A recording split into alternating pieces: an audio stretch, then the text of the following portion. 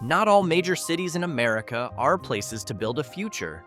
In 2026, some have instead become symbols of urban failure, expensive, unsafe, and slowly abandoned by their own citizens. These cities still look grand on the map, but fragile inside. The question is, which cities are the most disappointing to live in this year? And why are millions starting to question the American dream itself? At number 1 is Houston, often called the City of Opportunity. A large city, a giant economy, jobs everywhere. But for the hundreds of thousands of people who actually live here, Houston also means high costs of living, endless traffic, and a deep economic divide.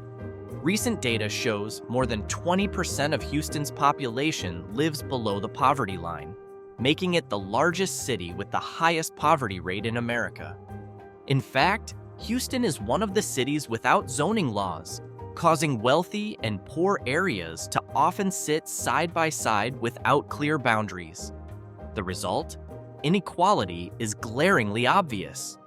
The median household income is around $56,000, but this figure is deceiving because rent, transportation, and healthcare costs rise much faster.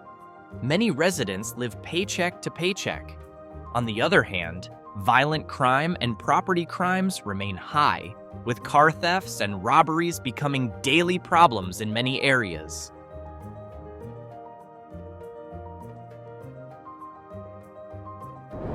Philadelphia is a city with a great history, but for many of its residents today, that history feels like a burden. Behind the Liberty Bell icon and the Old City tourist area lies a much harsher reality. About 20% of Philadelphia's population lives below the poverty line, making it one of the poorest major cities in America. The median household income is around $54,000, a figure hard to keep up with the rising cost of urban living. The most pressing issues are crime and the drug crisis. In recent years, murder and violence rates have remained high, while areas like Kensington are nationally known as the epicenter of the opioid crisis. Open, brutal, and nearly untouched by quick solutions. Many families live side by side with open drug markets and overwhelmed public services. Interestingly, Philadelphia is the first major U.S. city to experience a population decline post-pandemic, a sign that the middle class is beginning to leave.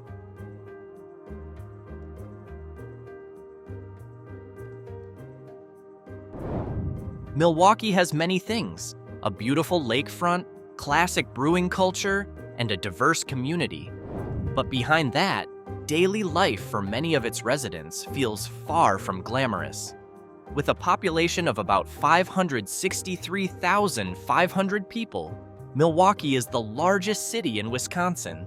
But unfortunately, it also faces serious social and economic challenges. Economically, the city has a median household income of around $51,900, but more than 22% of its population lives below the poverty line, well above the national average. Rent and home prices keep rising, while incomes don't keep up, putting many families under pressure. The issue isn't just money. Milwaukee is also known for sharp economic and racial segregation, where life opportunities are heavily dependent on zip codes, a reality that causes some neighborhoods to thrive, while others continue to lag behind. Crime, particularly in some areas, is also a significant concern, strengthening the reputation that life in Milwaukee can feel tough and uncertain.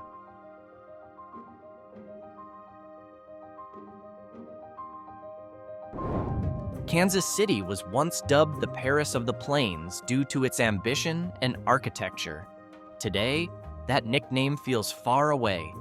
The city is still alive, still moving, but for many of its residents, living in Kansas City means coming to terms with an ongoing sense of insecurity. The city often makes national news not for achievements, but for its violent crime rate. In recent years, Kansas City has consistently recorded high murder numbers, making it one of the major cities with the most concerning levels of violence in America. Economically, the issues are just as serious. The median household income is around $58,000, but about 18 to 19% of the population lives below the poverty line. Many neighborhoods are experiencing depopulation, schools are underfunded, and public services are struggling. If Kansas City is haunted by insecurity, Oakland pressures its residents from two sides: crime and brutal living costs. The city sits just across from San Francisco, but its quality of life feels like a completely different world. Oakland's median household income is high, around $85,000. But that number is misleading because rent and home prices are among the highest in America. Many middle-class workers find themselves unable to afford decent living conditions in their own city. Security issues exacerbate the situation. Oakland has seen a surge in property crimes, particularly car thefts and robberies, while violent crime remains above the national average. Many small businesses close early or relocate due to recurring losses. About 16 to 17% of the population lives below the poverty line, a major irony for a city in the heart of the Bay Area.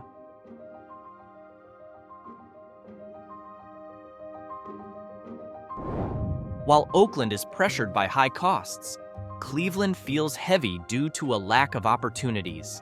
The city used to be the heart of America's industrial power, but after decades of losing factories and residents, the wounds are still clearly visible. Cleveland's population is now only around 360,000, a drastic drop from over 900,000 in its heyday. Many neighborhoods are filled with abandoned homes, vacant lots, and a stagnant local economy. Economically, the condition is fragile.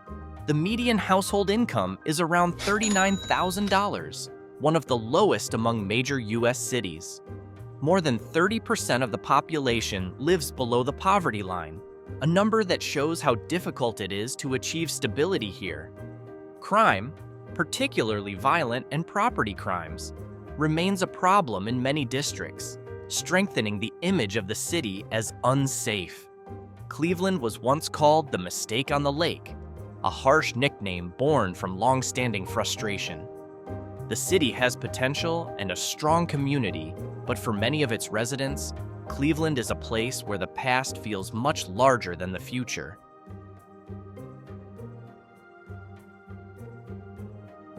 If Cleveland feels left behind by time, Anniston feels like a city that never really recovered.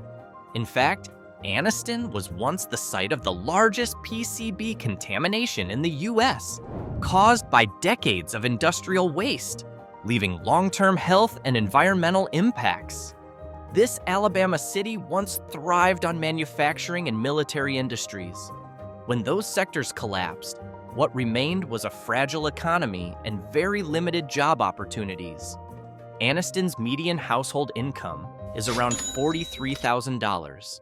And about 23 to 25% of the population lives below the poverty line, a high number for a city where the cost of living continues to rise. Crime is also a daily shadow, especially property and violent crime in some areas.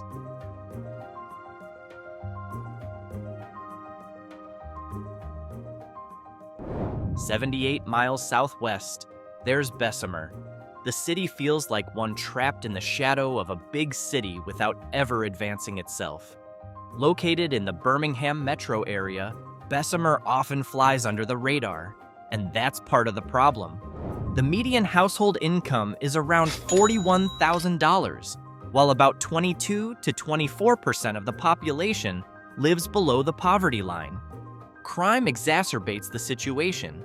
Violent and property crime rates are above the national average, making safety a luxury, not a standard.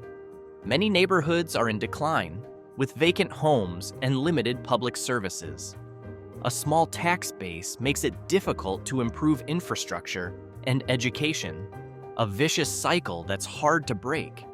Interestingly, Bessemer once was a key steel hub in Alabama. Today, the remnants of that former glory feel more like nostalgia than a foundation for the future.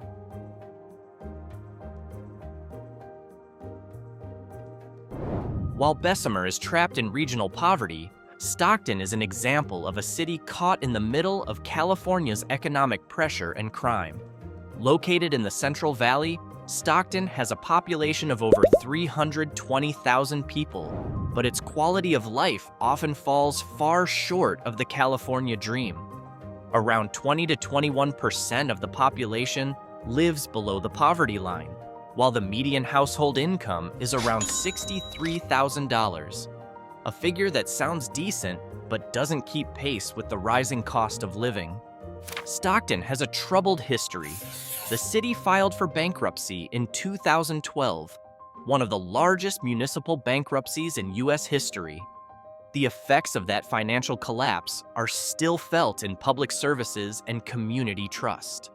Crime, especially violent crime and property theft, remains above the national average, making many neighborhoods feel unsafe. Interestingly, Stockton is often called a squeezed city, too expensive for its own residents, yet not prosperous enough to provide a way out.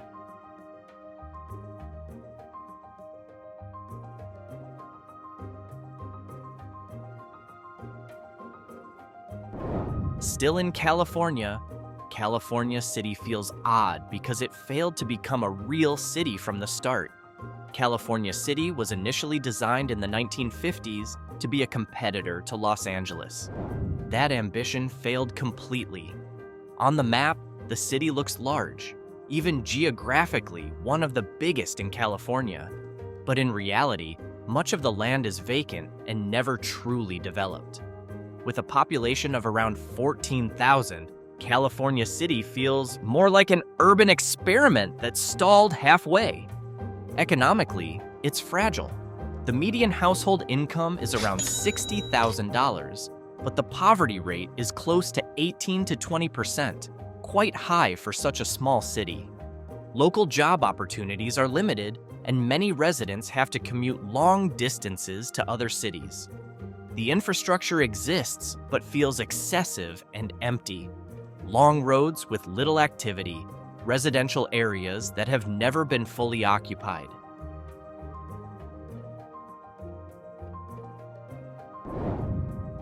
In Michigan, there's Detroit, a city that has fallen from its highest peak. Once a symbol of America's industrial strength, Detroit now continues to struggle with a long recovery from its collapse. Its population has shrunk drastically from nearly 2 million to about 620,000, leaving thousands of vacant homes and city blocks disconnected from normal life. Detroit's median household income is around $38,000, and about 30% of its population lives below the poverty line, one of the highest rates among major U.S. cities. Violent crime has decreased compared to a decade ago, but murder and property crime rates remain above the national average, making safety a continuing concern. Detroit officially filed for bankruptcy in 2013, the largest municipal bankruptcy in U.S. history. While there are signs of revival in downtown, many neighborhoods are still lagging behind.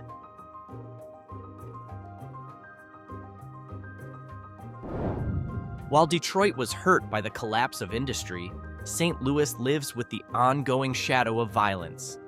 This city is almost always on the list of the most dangerous cities in America, and it's not without reason. With a population of around 280,000, St. Louis has one of the highest per capita murder rates in the U.S., far above the national average, even though the numbers fluctuate each year. The median household income is around $45,000, and about 23 to 25% of the population lives below the poverty line. Many areas of the city are depopulating, schools are underfunded, and public services are uneven.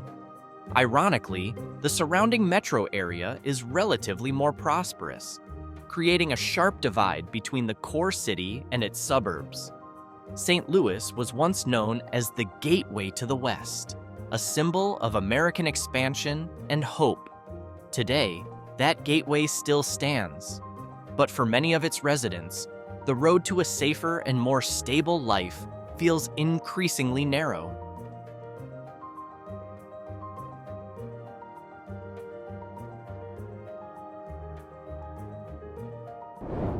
Meanwhile, Baltimore is known for the deadly combination of poverty, crime, and a crumbling public trust. This historic port city is home to around 570,000 people, but the quality of life varies greatly between neighborhoods. The median household income is around $54,000, while about 20% of the population lives below the poverty line, a high figure for a city on the East Coast. Baltimore has long been in the national spotlight for its extremely high per capita murder rate, although it has seen a decline in the past year. However, violent crime and property crime still remain well above the national average, making safety a rare commodity in many areas. The opioid crisis continues to pressure the city's healthcare and social systems. Interestingly, Baltimore is the birthplace of Edgar Allan Poe, a writer associated with dark and grim themes. Ironically, that atmosphere still lingers today.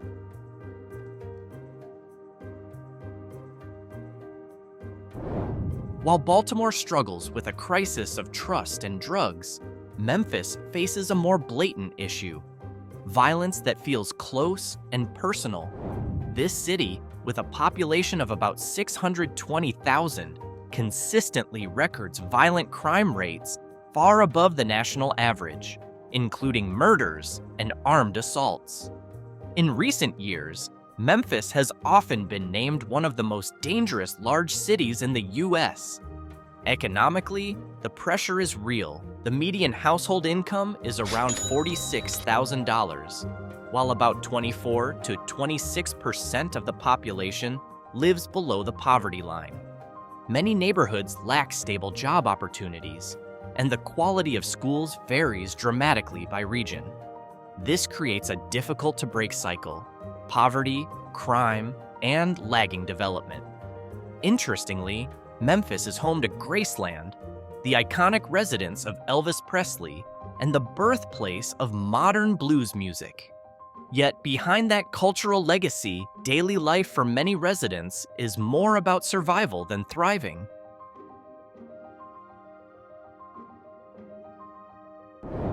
Not only Detroit, but Flint in Michigan also ranks among the worst cities in the U.S. With a population of around 80,000, Flint is still haunted by the drinking water crisis that erupted a decade ago, and its effects have not fully disappeared. Public trust has collapsed, and to this day, many residents still rely on bottled water or additional filters. Economically, the situation is dire. The median household income is only around $35,000, while the poverty rate is between 35 and 38%, making it one of the highest in U.S. cities. Job opportunities are limited after the collapse of the automotive industry, and many areas are filled with vacant homes and aging infrastructure. Flint was once the heart of General Motors, a symbol of America's working class. Now it is better known as an example of public policy failure, and how costly that failure has been for its residents.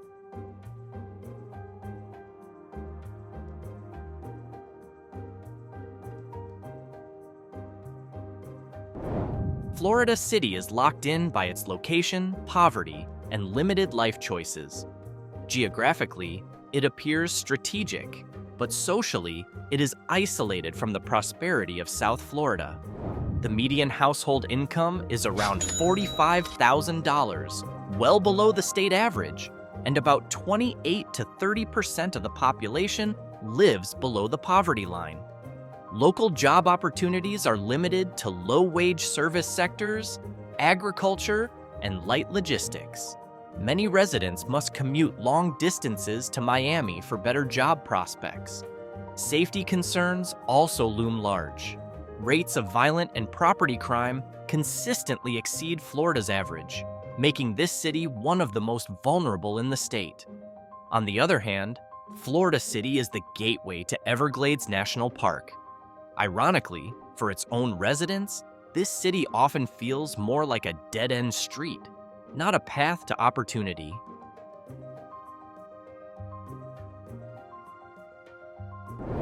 Bastrop feels like a town slowly abandoned by the system. This small city in Morehouse Parish is home to around 9,000 to 10,000 people and has long been known as one of the poorest cities in Louisiana, often appearing on national poverty lists. Economically, the situation is dire. The median household income is between $28,000 to $30,000, while the poverty rate exceeds 40%, an extreme figure even by Southern standards. Job opportunities are almost entirely dependent on the public sector, small retail, and low-wage work. Many young people choose to leave. What remains is an aging population and increasingly limited opportunities. Safety is also a major issue. Bastrop's violent crime rate is several times higher than the national average, about 1,421.7 per 100,000 people, making it a small town with big risks.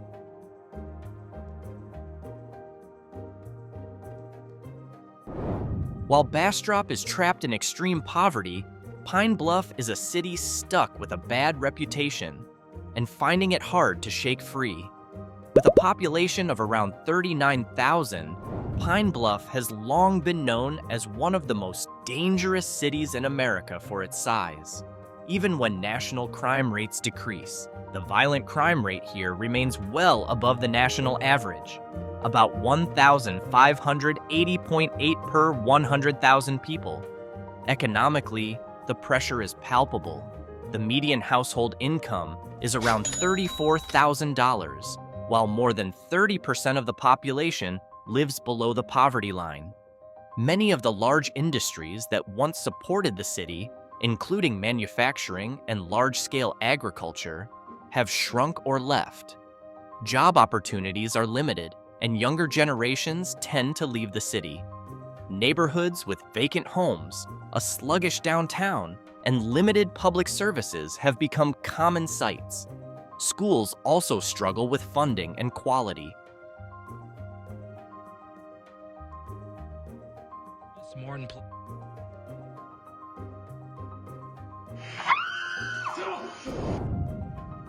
Highland Park is an example of a city that fell too far, too fast.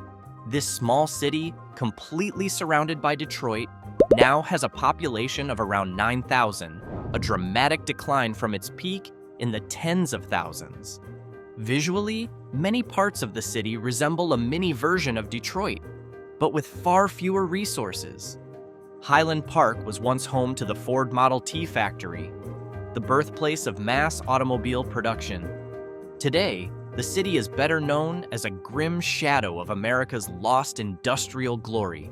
Its economic condition is fragile.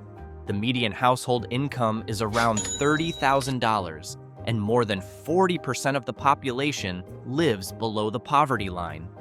The tax base nearly collapsed after the automotive industry left, causing public services such as street lighting, water, and city maintenance to almost collapse in the past. Safety is also a serious issue. Highland Park's violent crime rate is several times higher than the national average, at 3,019 per 100,000 people.